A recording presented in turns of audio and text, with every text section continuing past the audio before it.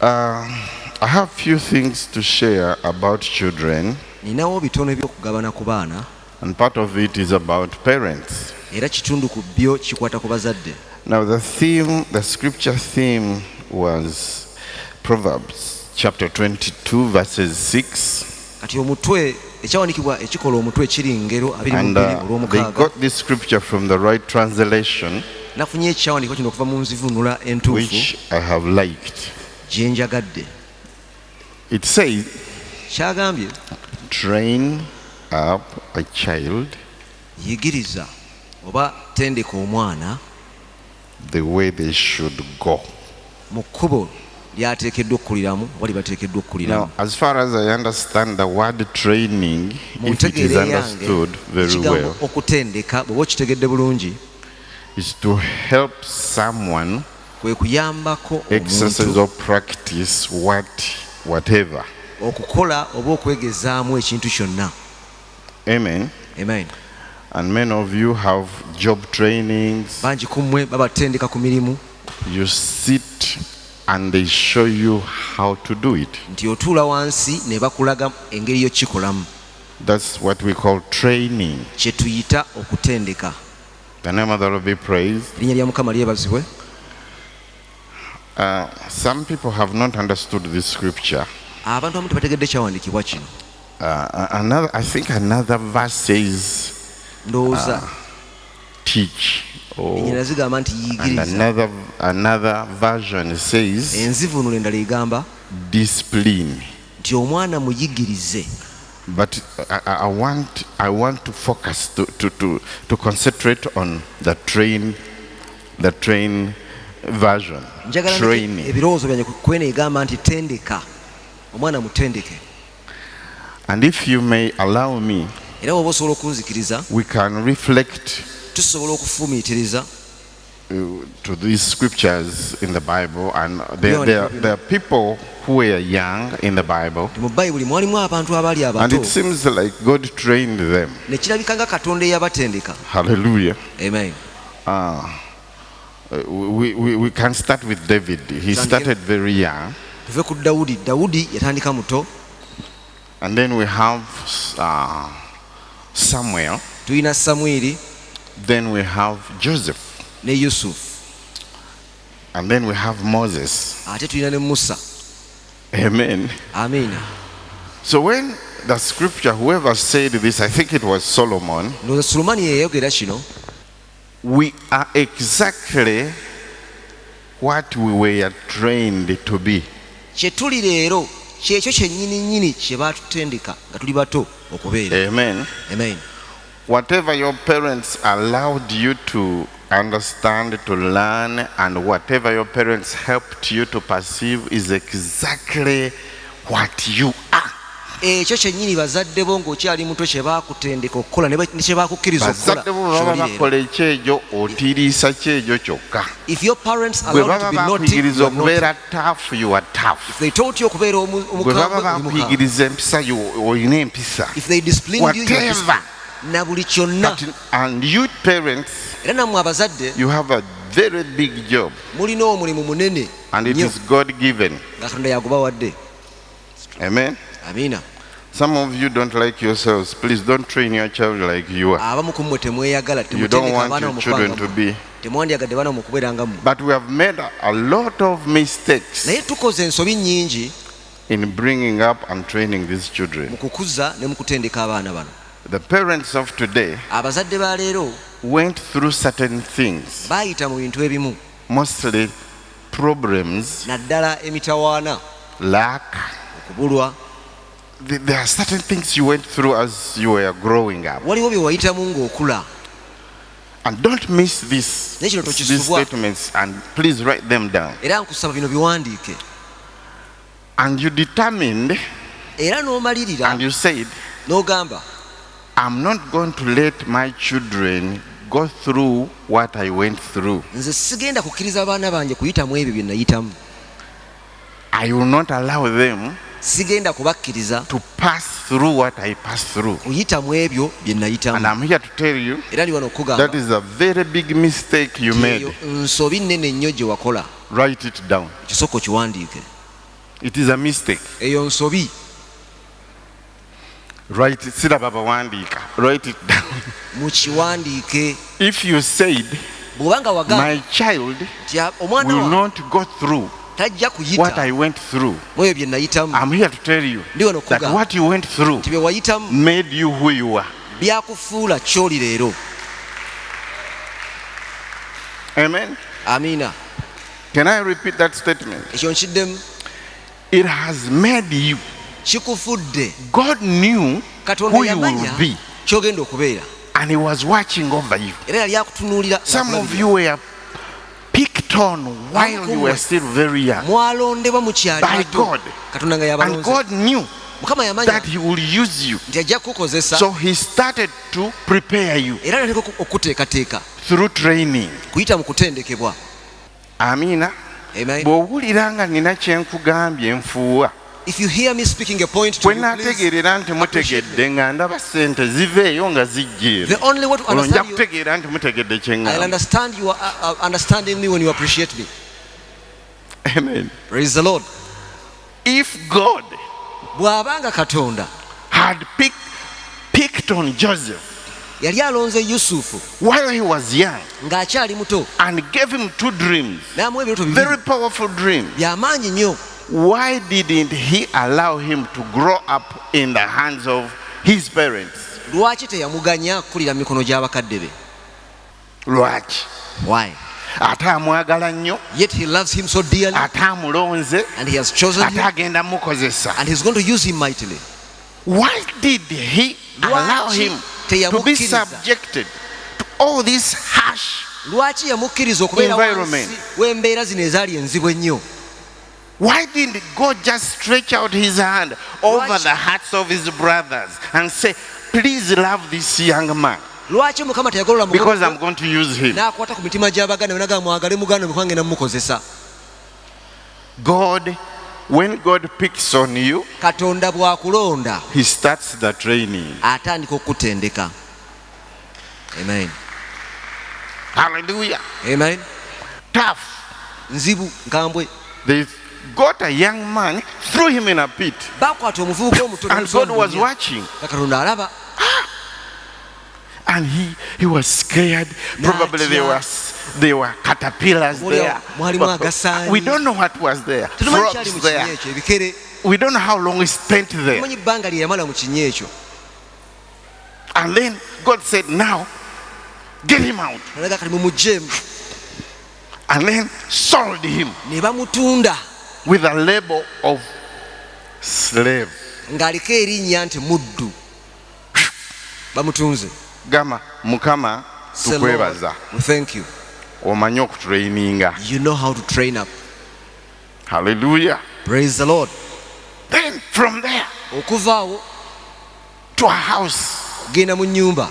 And he was faithful and obedient. He Ate- loved his work. Yali mwesigwa nga muwulize. Oh, era how eyagala can you omulimu. love your work Oyagala otya omulimu gwo? when they took you from your parents? It is not all right. Baakujja mu bakadde bo. This is not Kino acceptable. tekikkirizika. Sijja kukola. I will not work. This is not where I'm supposed to Wano si we be. nnina okubeera. Those are the children of today. Be baana b'omulembe guno. Wano si we nteekwa okubeera. I am not supposed to be here. Nze bazadde bange baali bagagga. My parents were rich and Kati wealthy. njoza ngoye z'abantu. Now I'm washing people's clothes. Sijja zitukuza. I cannot wash them clean. No. Because this is not where I'm supposed Bono si we to be. nnina okuba, eno si level yange. Okay. Kale. Train up a child. Tendeka omwana. So from there, you know the story. Okuva omanya ebyaddako. In prison, Ayingira ekkomera. if you have a leader Bw'obanga olina omukulembeze or a president oba omukulembeze w'eggwanga who has gone through it all, nga byonna biyiseemu, he will connect to everybody. ajja kukwatagana na buli He will muntu. connect with everyone. Ajja kukwatagana na buli ssekinnoomu. This I heard because it is in the customs of Buganda here, Kino nakiwulirako kubanga kiri mu mpisa ya wano mu Buganda. that if you are born by the king and you are going to be the heir to the throne, nti bw'ozaalibwa kabaka nga gwagenda okubeera omusika addirira They don't allow you to grow up in the palace. tebakukkiriza kukulira mu lubiri. At a tender age, around 5 years, Ku myaka emito ng'etaano they take these particular people batwala out of the abantu palace ne babajja mu lubiri and take them to a village somewhere. ne batwala mu kyalo awamu. And I think I saw the pictures of Kabaka Mutebi when he was living in a certain house somewhere. Nalaba akafaananyi Barefooted. ng'ali mu kayumba akamu ng'ali mu bigere. And there he faces this kind of life Era wakati eyo gy'asinkanira ekika ky'obulamu kino. because kings are not trained in palace. Kubanga bakabaka Kings tebatendekebwa are mu not mbiri. trained in great places. Bakabaka tebatendekebwa mu mbiri. Leaders are not trained Abakulembeze in tebatendekebwa palaces. mu mbiri. Akyogedde bulungi. Abakulembeze tebakulira mu lubiri. Leaders don't grow up in palaces. And if you are here and you want your child to be, and you know your child is going to be a leader, God has showed it to you, please, you are going to be careful how you handle your children. Bw'abanga Mukama akulaze nti omwana we agenda kubeera mukulembeze. I started by saying, cancel that mindset. Mbunze bye nayitamu omwana wange aleme kubiyitamu. What made you who you are? Nagayisazaamu endowooza egamba nti the things I went through, I don't want my child to go through. Bye byakufuula Oliawo abaana obapakira isikurimu, omwana alina eggaali mukaaga, your child has 6 bicycles, alina emmotoka, he has a car, cake asala 4 ku birthday cakes he cuts 4 at a go. Let me tell you that negative effect Leka mbabuulire ekibi ekiri mu bintu bino about that. ekiri ku ekyo. Your child, Omwana wo you have given them everything. omuwadde buli kimu, They will not desire anything tebajja kubaako kye when bayaayaanira they grow up. bwe bakula. Do you know why we bought cars? Omanyi twagula amamotoka Because we desired. kubanga twayaayaana.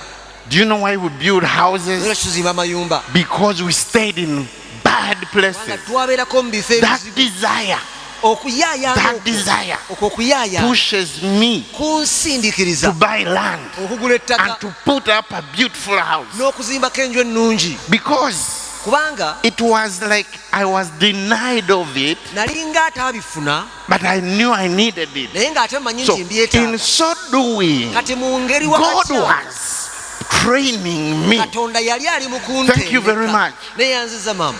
Kati mutandise okunfuuwa. Now you've For us, we are going to be different in church. ffe mu kkanisa tugenda kuba banjawulo. Amen. Praise the Lord.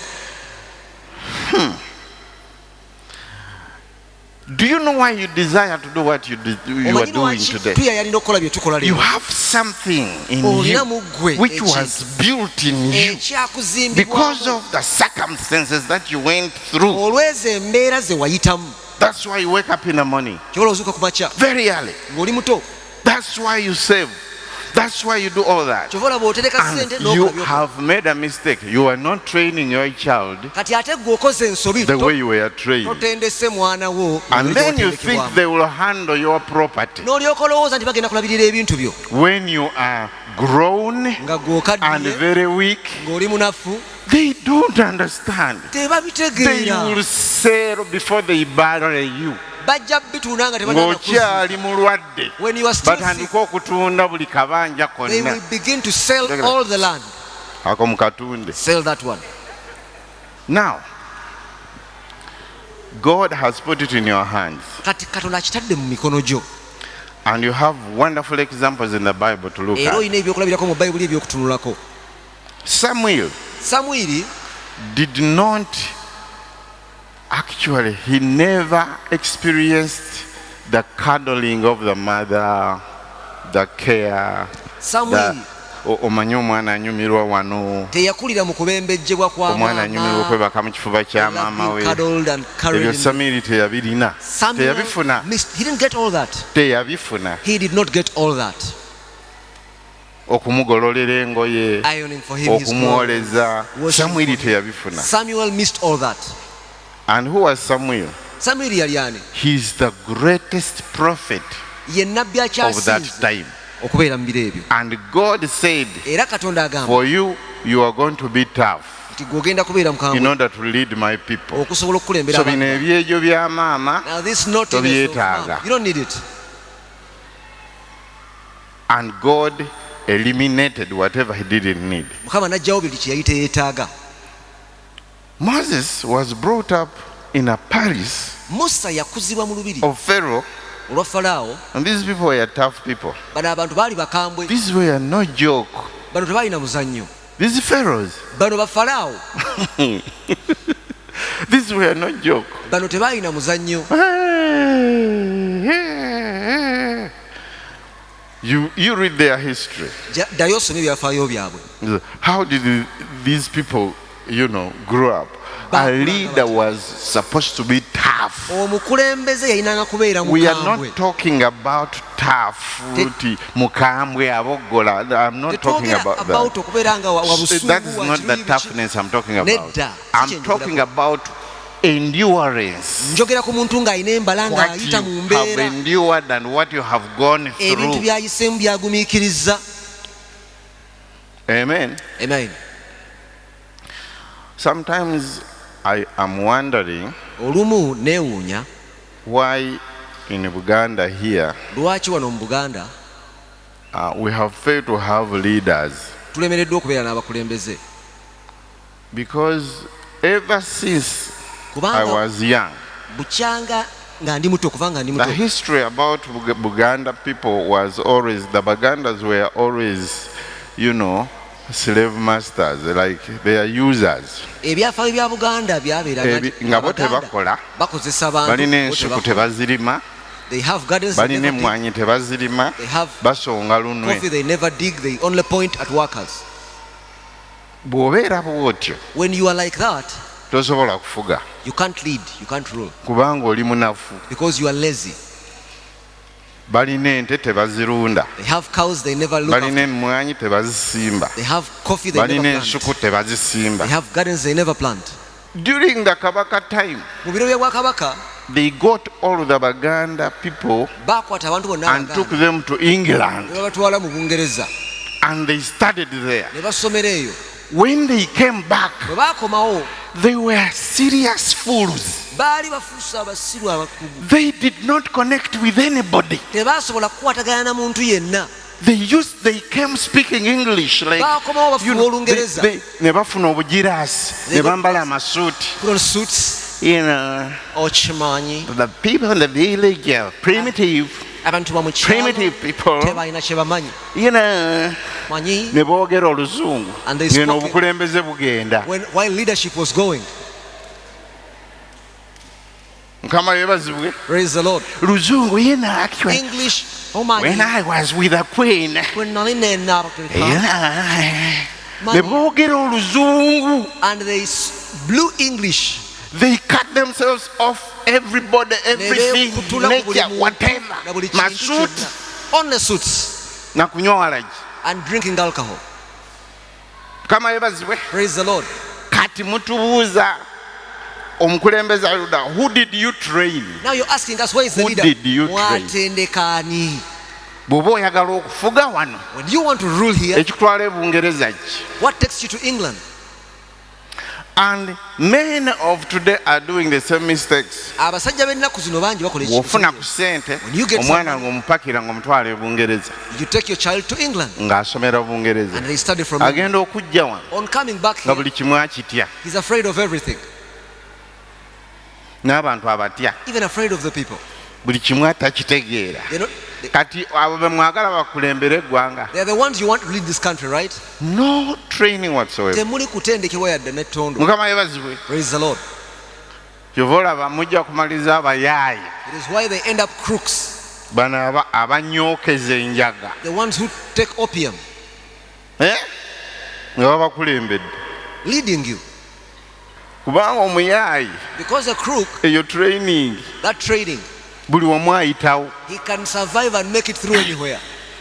yaguma, He is mutima tough. mugumu, The heart is nga hard. mugenda kufa agamba nti onzitaddi, If you say you're going to die, he will say, "When do you jangu want to onzite, come and kill me?" ng'oyo tasoboka. That one is impossible. Mukama yeebazibwe. Praise the Lord.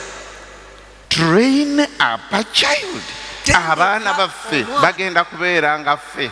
Are our children going to be like us? Ffe twasulako ku njala, We spent some nights hungry. twasulako wansi, We slept to the floor nga tetulina kye twebikka, with no clothes. twakima ku We mazzi, fetched water. ogasitula ku mutwe ng'ate Carried in your n'okutta hand ekidomola. with a jerrycan in your hand. Just enku twazityaba. We went and fetched firewood. We are so creative. Tuyiiya. We create life. Tuyiiya obulamu. You make things out of it. Tosobola take away kuŋŋamba mbu sifumbye kubanga tewali kibiriiti. You can't tell me I didn't Ekyo prepare tokiŋŋamba food because nze. there was no matchbox. You can't say Kama that to yebazi- me. ebibiriiti byaweddewo, Matchboxes sifumbye, I didn't cook. omunnyo gwaweddewo. Really I not can so. hustle it. Nze nsobola okuguyiiya ngutetenkanya. Omunnyo nguyiiya I can make up nga the siina salt ssente. without money. Mukama yeebazibwe. Amen. Sisobola butalya. I can't fail to eat. Mukama yeebazibwe. Praise the Lord. Byonna mbimanyi. I know how to go about them all. Kati bwoddira omuzungu n'omuteeka wano, If you get a white man n'omuddugavu and put n'omuteeka him here wano, and put a black man here, omuzungu akutuka ng'omuddugavu akyatemye, the white man will die before the asigalawo ajera. black man is saying, yes, I'm still here. Bino bye mugamba, nze natuuka mu America, I reached America. ekintu kye nasinga okulabayo ng'ekizibu The thing I saw as a problem there bakiyita spirit of depression. is called omwoyo gw'okunyigirizibwa. They are so rich. Bagagga nnyo. How can you be so rich Oba otya omugagga and ennyo, depressed? n'obeera nga ate oliko Bw'olaba ennyiike. kikwatagana, Do you see the two connected? you are rich, Oli mugagga, filthy rich, mugagga all the muvumu, roads are paved, buli kimu, every building has a lift, enguudo nnungi, ebizibu, everything is there. buli kimu gyekiri.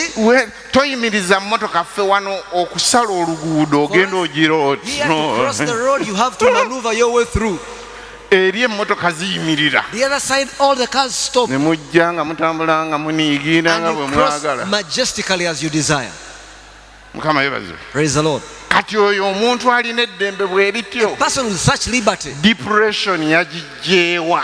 Kuno okunyigirizibwa n'okunakuwala kuvaawa. They are highly depressed. Balina enyiike nnyingi. Omusanga n'omwenya naga, why are you smiling? You find them smiling. Why are you smiling at me? Lwaki omwenyeza? Ne lufuuka olutalo. It becomes a war. N'okutunuulira omuntu nakyo kizibu. Even looking at a person is a problem. Omusajja yamboggolerako e New York. One day a man backed at me in New York. Yajja atambula bw'ati ne mutunuulira. He came walking. Are you looking at me? Otunuulidde nze. Baali babambuulirako dda. They had already warned me about What that. are you looking at? What are you looking at? Ngenda okulaba omusajja akaayi. What's wrong with the man? I'm not looking. Nga sina kye Me ntunuulira. not look. Nze situnula. Mukama yeebazibwe. Praise the Lord. Abo nno be bakuze balina byonna. Those are the ones who grew having it all. Bakaawu, They are bitter. bali depressed, They are so depressed. ebizimbe babyokya, They burn buildings. asala ekkubo nga tatunuddeeyo, oba Crosses the emmotoka road. eyagala emutomere, The car once let it knock him. yakoowadde obulamu. He's so tired of life. For us, we are here, Ffe tuli wano, we don't have everything, tulina buli kimu, but we are happy. naye tuli We basanyufu. walk smiling, Tutambula tumwenya. we are happy. Tuli Ova mu basanyufu. kayumbako n'ogenda ng'ofuuwa oluwayi. Come out of your house and you go blowing. Kati gwe ofuuwa lwaki? Why are you blowing the whistle? Tolina mmotoka. You have no car. Dagana, nah, no problem. Sente go I will simutawaana. jump on a boda. Yabuukira boda awo. Ne bwe kiba kutambuza bigere nja Even if bitambuza. walking on foot, I will walk home. Omugga gwatusazeeko. The river carries Olowooza off. abantu tebatambula? When these people are traveling, Abamu bawugawo buuzi, others are swimming across, abalala bafunye amaato. others got boats. Hey, what do you mean? Oyogera ku kiggwe. Bayita eri simanyi gomba. People are going via Wow. Gomba, Semba, It takes 7 hours to get to Kampala. kitwala essaawa 7 okuyingira ekibuga Kampala. Naye oba oli awo nga batuuse. But before you know it, Twabadde wano nga n'omutume entala atuuse While tugamba we were oyiseewa here, Apostle Ntale osaaga n'okusaaga nyinza okubula wempita. how did you come? He said, you're joking. Ab'oluguudo be bamanyi. The ones of the road know what they're up to. Mukama yeebazibwe. Praise the Lord. Tough. Bantu bagumu. Tough. Bagumu. Omwana A child. sooka omugye omugambe kwatuula wali engoye bazooza bwe bati. You wash your Sit clothes. them down mugambe yoza engoye zo. Those were tough things, but we learn to do them. Wash your clothes. Weeyoleza engoye zo. Mukama yeebazibwe. Amina. Mulina abakozi abakola buli kintu kyonna. You have Abagolola, housemaids who iron, abayoza, wash, They do everything. abasiimula omwana yafuse ku buli lwaki teyeeyoleza A child ssuuka went to the bed. Why don't you wash their bedding? Let them wash their bedding. ategeere nti nessuuka And understand bazeeyoleza that they have to wash their bw'ozoonoona. own beddings. Thank God nti tulina mashini ezooza gizikize We have the machine. Eh? Switch it off. gizikize eyo gamba eyo yange So that one is for daddy. nze njolezaamu It is daddy who uses it. mukama yeebazibwe. Praise the Lord. Amiina. Amen. Mwe muwoze engoye zammwe. You wash hand wash. Train up. The Bible says train up. Train up. Train up. Tendeka. Train up. Tendeka. Wow. Amiina. Amen. Naye omwana wa myaka 3 But a child is 3 years old. ogenda actually 3 years ogenda okulula mukulule bwoti kubanga oli muzungu nnyo ali mu kagaali ali muli amema And you are pushing the 3-year-old in a cart. buli kyomuwa kyakasuka Whatever you give them, they throw away. omuwenywanta A bottle. I don't want. n'omuwegala Yes, I ovuga and you are there cruising. kubanga oli muzungu You know you're a white. kati nno bw'anaava ku kasuka ennyondo ajja kukuba He will slap you. ajja kwekubira He will slap you for himself. gwezunguwala You become white. bw'oba oyagala okutegeera genda e Bulaaya wano If you want to understand, otegere teri baana you know there are no children there. nze nali mu baasi I was in a bus.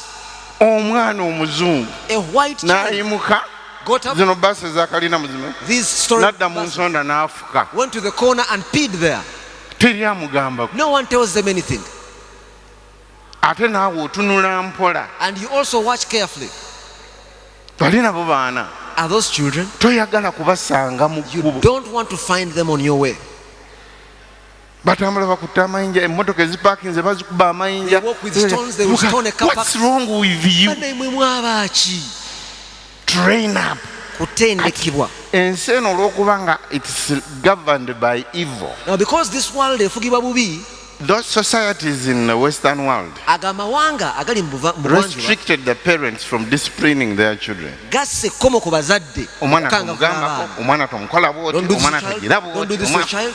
Don't do this to a child. kati abazadde ne bagira bwe bati Now the parents folded their kati hands. abaana kye babakola Now what the children bazimba are ebintu ne doing, babikumako omuliro. they No. build buildings and burn them up. The kids oyo Bad. omusajja mukulu ffe wano gwe bayita omwana eri mu America ffe tumuyita musajja mukulu In wa America, the one they call a child here is an elder. these kids they baga who are the kids. Ti abaana bano abaana be baliwa. Nagenda mu America mu New York nengwa mu bavubuka abo I went to we America nali nsula in New York and landed among those young people. olw'okuba ffe twatraininga obulamu Now because we trained buli through wamu life, nsobola okubeerawo. I can live anywhere. Abaana bali arrogant The children are arrogant. balalu balwana They fight. bakola buli kimu They do all sorts of things. nenga kati bano mbasobola nti abali ku neighborhood wensula How can I handle these in our neighborhood? nenvaayo I came out. where from Vawa. kwanza from Africa. Bagamba muva mu Africa. Tell us about Africa. Tubulire ekiri ku Kwanza Africa. yeah in Africa we are tough. Mu Africa tuli bazimu, tuli bazimu. Me I have killed 4 people. Nze nakatta abantu bana. Ne bantunuulira. nga mbatiisatiisa I was only scaring them. bategere essaawa yonna mutta. No, any time I can finish anyone. For us we grew up in the forest. Twakulira mu nsiko mu. Yeah, I can jump on trees. Nembawa bisitole ebitaliyo. I gave them Bonna imaginative ne stories. bakkiriza And they nga all wempitawo bagira bati I saw them shying off. oyo yakatta abantu bana That guy just killed 4 men. saa yonna akutta. Anytime he could take you out. Nembeera wakabi And I became champion. tomala gavayo naga omanyi Just come and say you ffe know. twatraininga We obulamu trained through life. wonna mbaawo I can exist training. nabatuukamu ne mbatiisatiisa I reached bonna. them. I scared them all. bali ne bambuza abavubuka abo nga mikwano gyo They said, how come those men are your abo friends? teboogera nabo. They never talk to anyone. Me, I know how to talk to I told them, them. "Nze mmanyi engeri gye njogeramu nabo." nabaga ffe I told them, we. nze natta engo I killed a leopard. engo a leopard A leopard. a leopard. Engo. Eyo njinyula bunyozi bwe nti ng'ewedde. kati bansemberera bantya. So they get closer to me when they're afraid of me. Mukama yeebazibwe. Praise the Lord. Ate bwe ŋŋenda mu bali abalala sitole nga zikyuka. When I go to the others, the story changes. gamba musumba tewalimba mwawo. So, Pastor, didn't you lie a bit there? nali nzijayo training I was entuufu bringing out my na training. traininga. Mukama yeebazibwe. Praise the Lord. twakula tunyumya bisitole byotalabanga buli kimu tukikola. We grew up telling stories that were imaginative. Lastly, if you have picked anything, Bw'oba olina ky'oyize kino kye kisembayo, it is okay tekirina buzibu to allow your child okukkiriza omwana wo to have a taste okulozaako of what you tasted. ku ekyo kye walozaako. Emmotoka mugireke ekawaka, Leave the car at home. okwate abaana obagaye tutambule tugende. Tell the children, let's walk and go. Tutambuleko n'abaana mu kkubo. And walk with the children. Bategeere kye kitegeeza Know okutambula mu what it means luguudo to walk on the road nga mulimu n'enfuufu. with dust included. Ffe twavanga eri eka waffe ne tugamba leero tugenda kutambula. We used to Emmotoka walk from weeziri. home and walk. Abaana ne bagamba They said, really? tugenda ku church. We are going to church. Wanji. Ne tutambula. And we walk. Tutuuka wano. We reach here. Amagulu gannuma. Yeah. Say, I'm feeling pain in my legs. Yes. When are we going to reach? Tunatuuka ddi. Tukyagenda. We're still walking. Ne tutuuka. And we Ate ne tutambula ne tuddayo. And we also walk back. Ne balyoka basaba emmere awo. Then they ask for food. Mukama yeebazibwe. Praise the Lord.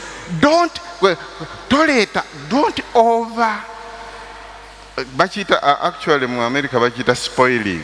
Omwana Do not spoil your toyonoona. children. Toyonoona omwana wo. Omwana alina taabu 3 zonna The zaabwe. child has 3 tablets. What are they all for? Simanyi eno fast speed, This one simanyi is eno fast simanyi speed. gundi, eno This one simanyi is eddako. for book. Baleke babeere ne taabu bagirwanire. let them have Omwana one ayigoye nti balwanira Fight for ebintu. it. They will know that the fighting for things is there. It exists. Kati bw'anaatuuka mu mbeera nga byakulwanira When you reach n'akola the ati. season where it's fighting for something, what will they do? Yayiga okulwanira ebintu awaka. He- Kange, It kange. is mine. It is mine. It is mine. N'ojja noga to stop. kati mwenna mukaleeta Now all of you bring it. nkabajjeeku. You take it from them. All of that is training. Bonna kutendekebwa. Bwe bakayanakayanamu ng'ogula. Add your Kati bit. gw'olina eyo. Now, you have yours. This one. No. No. Nedda. Mukama yeebazibwe. Praise the Lord. Mukama yeebazibwe. Praise the Lord. Waliwo abeewange omulwajja n'agamba banywedeko amata gonna. Ne mugamba bakunyweddeko amata bakoze bubi. At my house, one comes and says, Daddy, they drank all the milk and finished for Nemubuuza me. gw'obadde I said, waye. but I'm saying, where have you been when they were Lwaki drinking the milk? tobadde mu action Why nga weren't banno you bajja? in action when they were drinking the milk? Kati next time oyiga yanguwa Kati oguddako, bajja gamalawo. be fast before they finish the milk. Ogenda okulaba enkeera nga yasoose The okuzuukuka next morning she wakes nga up balo fast. banywako amata luli. It's the last time they finished the milk before I came. Ate daddi And teyababonereza. Daddy didn't even punish them. Tagamba bakunyweddeko amata. So they drank the milk. Daddi duka ogula amata Daddy, nedda. buy Bwe milk. bakunywako amata When they take your onywa milk, mukalu. you take without milk. Kati nywa mukalu amata tewali. Now take dry tea. Train up. Tendeka omwana. Abaana bino bye bajja nga baloopaloopa. These things should Ku come ssomero. reported at school. Kati bwe baddamu kola bwoti They do it ne again. bwoti Do this ne bwoti. and this and this. Yep. Nze nabagamba nze sijja kujja ku ssomero. I told them I won't If come it to is another child, omwana bw'akuba oluyi naawe mukuba oluyi. Yes. I told them if they bully you, stand back. Mupikinga attention ya If teacher. they draw the attention of the teacher, Teacher je. the teacher will come. Omuwala yali aŋŋamba waliwanyo ne mugamba The girl was tetulina telling maanyi owulira otya Don't you tolina feel maanyi something in mutono you? akubye oluyi He gave you a nga naawe omuddiza pa Give him a right one, nga teacher avaayo. and the teacher will show up. Mukama yeebazibwe Praise the kubanga teacher bali awo beebasi. Because teachers are Omwana less ajooga banne. The child is mocking others and Omanyi bullying bwe them. bakuba tofaayo tofaayo. When they beat you, don't care. Don't care.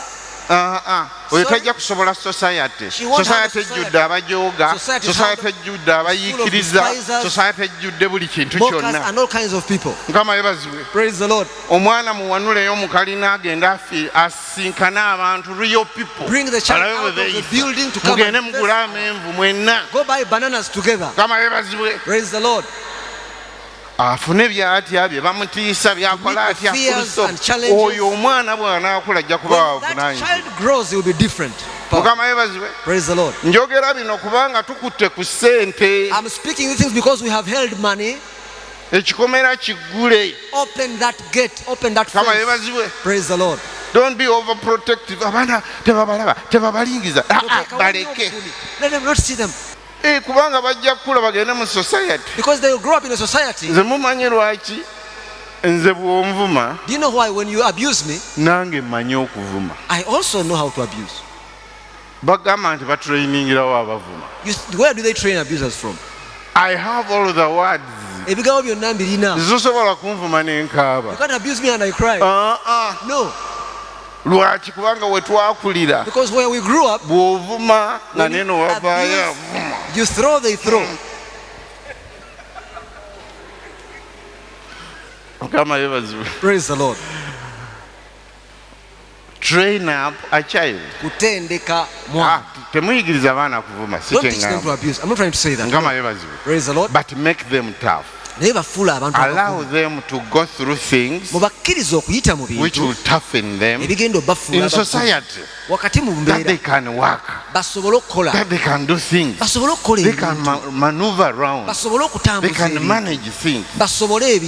Second and lastly, our children are going to be leaders. Don't kill the desire in a child by providing everything. Kugambye ekikuzimbisiza enju. I told you the reason you build that house. Desire in your heart. Amen. Amen. Ekikuguza emmotoka. The reason you buy it, desire in your heart. It's the desire eri mutima gwo. Omwana muleka naye agula eyiye. Allow the child also to buy their own. This one is yours. Amen. Amen. Desire. Kuyayana.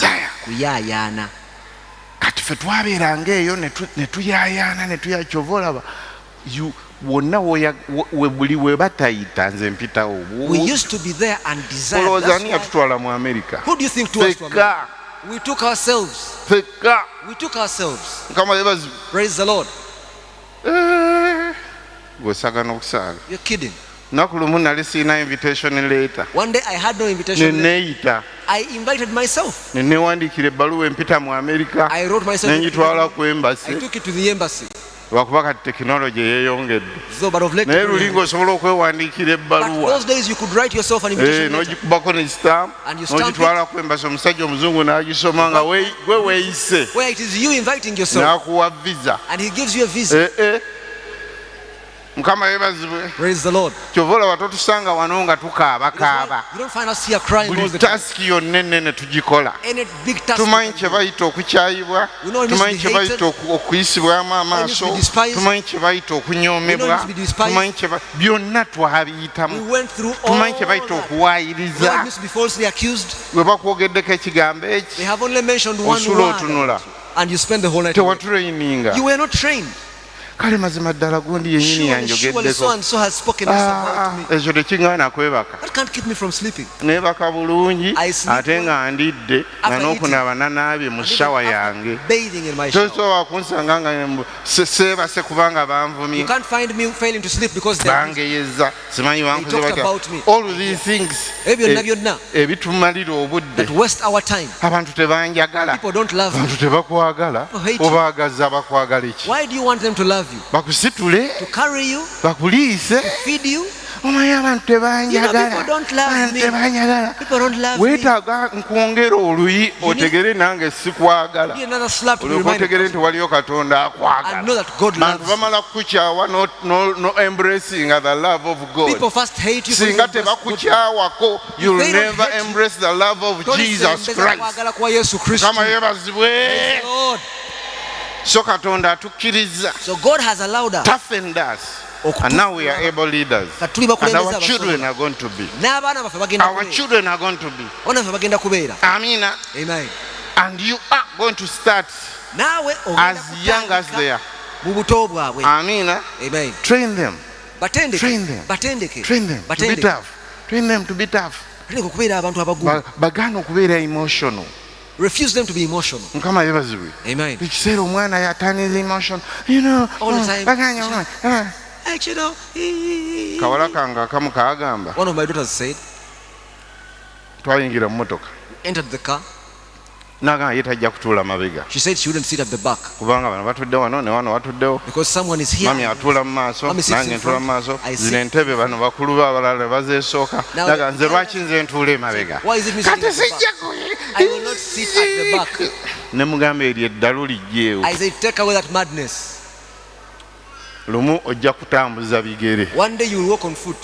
You should be appreciating that you have a car like this. You can sit in it. Omwana oguze emmotoka ewunya n'akawo. You bought a car with even a perfume in it. Air conditioner eri muli. TV zigenda zigira. Kyokka si musanyufu. And she's still not happy. Kubanga atudde mabega. Because she's sitting at the back. And that is an issue. Ndiyo nayo nsonga. Mukama yebaze. Praise the Lord. Priscilla ali wano yali namwerabira ku ssomero wali. Priscilla is here. I wonder forget to pick her from wali school. Lake Vic we yali asomera. At Lake Vic Primary. Sawa ne tukola emirimu ne tumwerabira n'atambula ne banne. Yagenda okutuukawo ng'ensawo akulula nkulule bw'ati. Here and she was pulling her. Ne mubuuza ate you forgot me. Amaziga. Ne mugamba what? I said echichi. Those are just 2 kilometers. Kilometer bbiri ze nze natambulanga 14. I used to walk to and from mailo 7. Ezo kilomita mmeka. Ne mugamba amaziga go tegankutte nako yadde bwekati. I said your tears haven't touched me. Nantunuulira bwati. She looked at me. Yadde omusirisa saasirisa. I didn't even silence her. Ne mugamba ate kaakati ojja kutandika okwereeta. I said actually you're going to kubanga nkirabye osobola okukikola. Because I have seen you actually can do it. Kama yeebazibwe. Praise the Lord. Amina. Amen. Omwana sorry baby sorry mmwe muddidde abaana ne mubafuula oba abeebyejo buli ka feeling kagira naawe nomuga sorry so sorry nedda omwana mulage nti ekyo kihappeninga mu bulamu ne kino kibaawo. This one also happens. Abaganda bagamba mbu ennume ekula bigwo. The Baganda said that a bull grows through tough. Whatever hits you helps you to grow tough. Kyekikufuula omugumu. Mugenda ku training abaana. You are going to train up children. To make your child feel so special okufuula omwana w'okuwulira nga wanjawulo is not a right business. Si gwe mulimu omulungi. Si mwe mutuufu. Ate tetugambye nti bw'otamufuula special ate mufuule mu lowering it down. We didn't say ate kati put them down. Tomuwaana nnyo. But don't keep praising them all the time. You are very special. Ebyo by'abazungu tebalina baana. Whites are the ones who do that. They have no children. They don't have children. Tebalina baana. Government ye Bungereza wano. The government in England. Mu period oba yali period ya bbanga ki. In a period I don't know how. Bakyusa ba prime ministers nga basatu. They changed 3 prime ministers. Nga prime minister resigning yekka. A prime minister would muli mungulesi. I have resigned. Eno bamufayaringa. They are firing him here. Kati omuyindi yagugaaniddeko. Olowooza ye tebamufayaringa bibuuzo. Balonze omuyindi kalibobo. They chose an Indian who is tough. Ne bamutiisatiisa asigala agamba that will be solved. Intimidate agamba naye omungereza ow'ekyejo omubuuza ebibuuzo bisatu n'agamba I have resigned. But an Englishman who is not, you ask them 3 questions, they resign. Kati ngenze. I have gone. Omuyindi yazze. The Indian has come. Buli kibuuzo akiddamu. He answers every question. Ne bamumukankanya. Even if you scare him, addayo eka n'anywa caayi we. he goes back home and takes his cup of tea. Ate bwe mumuteekako ekisango ng'akyegaana. And if you try to accuse him, he denies. Bali baakuza ekyejo. But those whom they raised, oli omulala yava ku bukulembeze. The other one left the leadership. Yakola kapate mu COVID. That he made a party. Lwaki teyakeegaana? Why didn't he deny it? Sinnakakola. I didn't make a party. Awo twali tunywa buugi. We were only taking porridge. Kama yebazibwe. It was a porridge. Mujjukira Clinton. Remember Bill Clinton? Clinton bamugamba you had an affair. Naga, exactly, it was not an affair, though it was almost like an affair, but it was actually not as you think. They told Clinton. These are tough people. How many of you ngoli mugumu? Wano waliwo abakyala nga bali ttaafu omusajja amugoba naga ogambye eki n'agamba sigenda kuva wano n'ateeka essepiki wansi bw'ato n'agamba ku babiri gwe nange wabaawo afuluma naye si yenze nze ogambye eki ate neegendereza nga mukazi yayogera genda okulaba nga omusajja gwe bakuza ekyejo agira ati bamubuuza ate nga tolika omukazi akutte enkandaggu nze kanziruseeyo mukama yeebazibwe amiina siva wano wano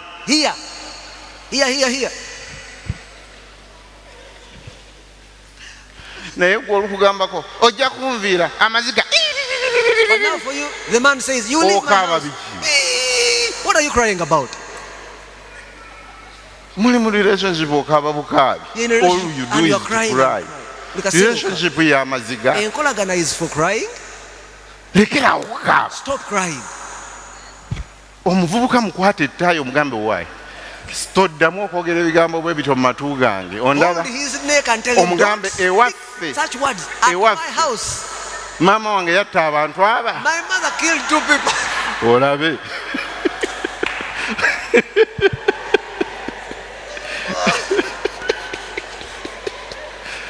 mukama yebazibwe we have to train tough people mukama yebazibwe bamekanga omwana wo ogenda mu training nga Bible bwegambye. How many of you will train your children as the Bible has said, as instructed? Kyembadde ngamba what I was saying nti bye wayitamu is that the things that byakuyamba okufuuka ky'oli helped you become what you are today. Yensonga lwaki oli w'amaanyi. It is the reason you're powerful. Oyimirira mu bifo ebizibu. You stand in hard places. Eno bageya, eno bawalana, eno bakola batya, eno ba blackmailinga, naye nga wooli. Yet you still exist. Praise the Lord. Nga wooli. You still exist. Ebyo mukama wange simanyi tanjagala, ebyo tebabinyumya. Mukama wo batakwagala. Bw'aba takugambye nti nviira. If he has not told you leave my work, why do you leave? Yamanyoba atakwagala. Somewhere else banjagala. Oloza singa nali mbasumba lwakuba munjagala. Now if I was pastoring you because you love me, singa nagenda dda, I would have left this church.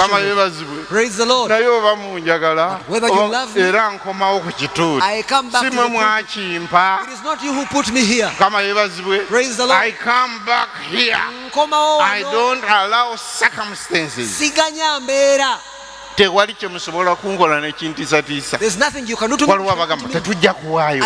Ne bw'otawaayo era sitya. Katonda mumanyi asobola okukozesa sources endala. I am not scared. Ate tekindeetera kukyawa. Kubanga nkwagala si bwakyo ky'okola. I am mandated to love you. Whether you love me back or not. I have to love you. Praise the Lord. But I thank God for those who support, those who love me back. I also am a human being. I want to be loved. But I'm not scared if I'm not loved. Praise the Lord. Now you also be the same way. Amen. Praise the Lord. You come and be a member in church. Asha yekana akugoba mu church. And an usher alone chases you from church. Asha yangobye mu church. The usher chased me from church. Si kyadda. Oyo Asha wamuyamboggolera. Your usher chased me from church. He backed at me. Gwe lwaki waboggola? Why didn't you back? Ate yatya. Yaŋŋaana okutuula we njagala. He refused me from sitting where I wanted. N'antuuza we saagala. Sat me where I did not want. Bw'oba walina w'oyagala okutuula. If you wanted to sit somewhere. Wanmugambye nti look here. This is where I'm going to sit. Ntunuulira bulungi. Wano we ngenda okutuula. Oba oleeta pastor, oba oleeta ani. Wano we ngenda okutuula. Or someone, I'm going to sit here. Ekyo nga kiggwa. And that would have been solved. Ogenda okulaba ng'asemberayo bw'ati. You will see the usher step back. Era nga akuyita wala. And they begin passing far from you. Oyo mumuleke. Leave that one alone. Todda okutunyumiza mbu Asha yangobye mu kanisa. The usher chased me from church. Waliwo omukyalo omulala yaŋŋamba. One woman told me. Abantu bamwe boogera nnyo.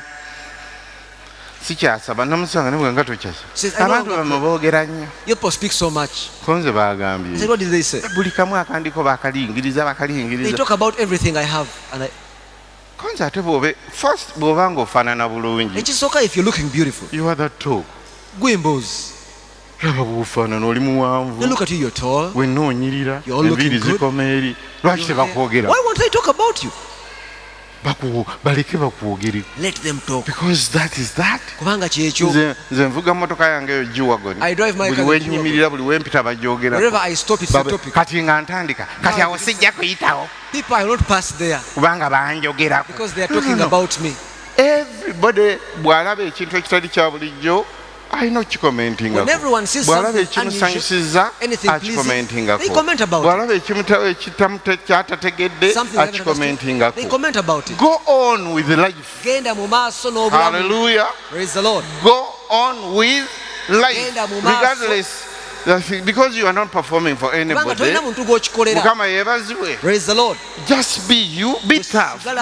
Be tough. Obeerewo gamba nja kubeerawo. Say I will be. Nja kubeerawo ekibuga tukiyingira lwampaka. We enter the city by force. Kajjo twabadde tuveeyo Luweero. We were driving from Luweero. Naye nga tolina w'oyita emmotoka jam. The jam was too much. Ne ngamba oluganda yabadde avuga. Told the brother who was driving. Ne mugagundi. Told him, sir. Abantu ojja kubakkiriza bakuyita eno bakuyita n'eno. I mean people bakuyita eno ne bakuyita n'eno. Gw'okola ki? What are you doing? Ne muganda muziyiza oyo muteekeyo ettama. Put your cheek there.